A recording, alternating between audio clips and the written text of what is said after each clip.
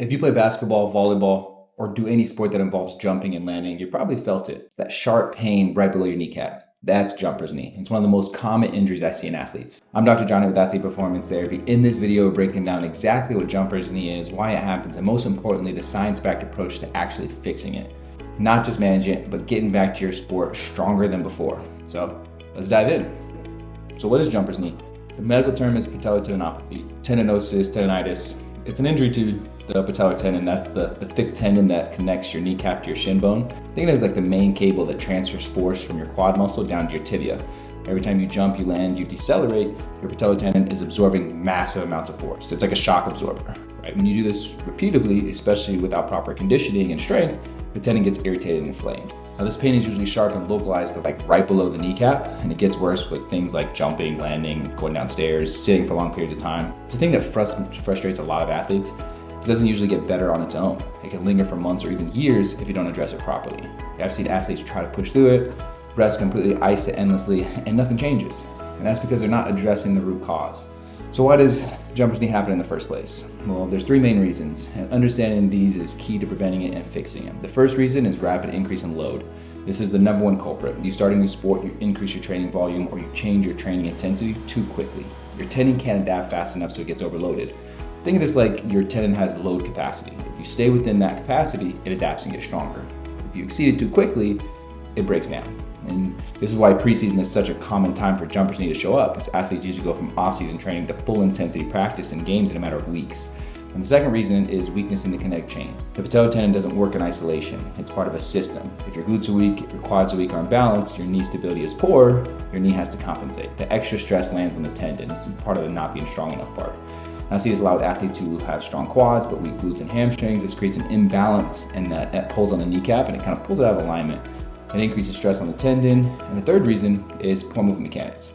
Like how you land and how you move matters. And if your knees are constantly caving in, your feet are collapsing, and your hips don't properly decelerate, as well as your calves and your knees, you're gonna put extra stress on that tendon. So I see a lot of athletes who jump with stiff landings and with their hips and their ankles, and they're not absorbing that force.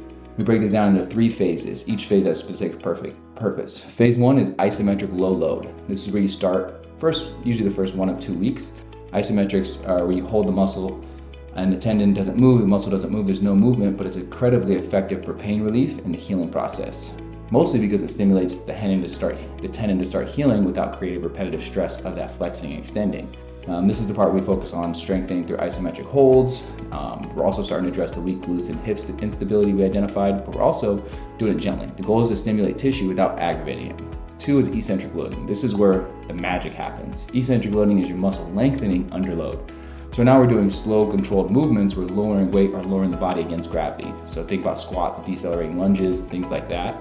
But why eccentric? It's because it's the most effective stimulus for tissue adaptation and healing. It's usually the gold standard in tendinopathy. There is some research coming out about maybe that's not true, but it's part of the work that we still do. We're continuing to improve movement mechanics through exercise that teaches proper landing patterns, deceleration, the phase that lasts typically like from 3 to 6 weeks. But it depends on how you're responding, right? And then from there, it's return to sport. So once you're pain-free and strong, we gradually introduce jumping and sport-specific movements. We do it progressively. We don't want you to jump full back in practice. We want to start with like small hops, deceleration, like I said, some change of direction, gradual progression, so that way your tendon adapts. And then we're gonna still maintain strength. We're doing the work to increase flexibility. We're doing those plyometric exercises to build tendon resiliency in the tendon, and then also incorporating sport-specific movements and drills. So the bottom line is with patellar tendonitis and jumper's knee, you don't need rest. You need to gradually load the tendon and increase your load over time safely and effectively in a controlled manner that you can test. So one day if you're pushing too much and there's excess swelling or there's more pain, scale it back. You can also rest for a little bit, but mostly the thing is you want to try to kind of change the load on the tendon, okay? So whether that's decreasing some of the volume, decreasing some of the intensity.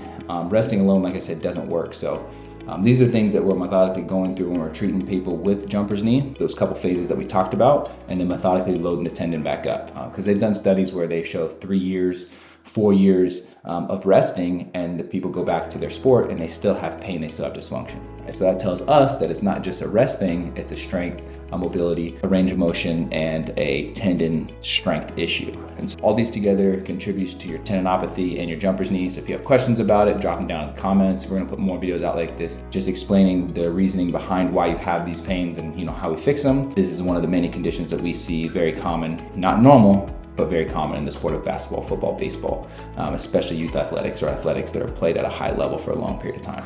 So like I said, stay tuned. We'll have more videos breaking conditions down like this. I'll give you all the answers you need to do your rehab on your own.